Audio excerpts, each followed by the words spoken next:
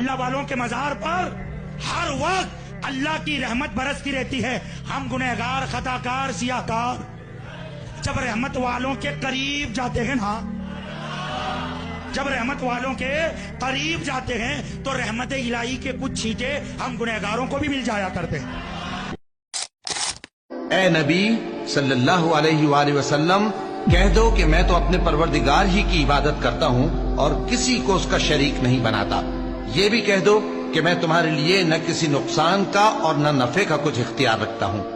یہ بھی کہہ دو کہ اللہ کے عذاب سے مجھے کوئی پناہ نہیں دے سکتا اور میں اس کے سوا کوئی جائے پناہ نہیں پاؤں گا. ہاں، اللہ کی طرف سے احکام کا اور اس کے پیغاموں کا پہنچا دینا ہی میرے ذمہ ہے. اور جو شخص اللہ اور اس کے پیغمبر کی نافرمانی کرے گا تو ایسوں کے لیے جہنم کی آگ ہے.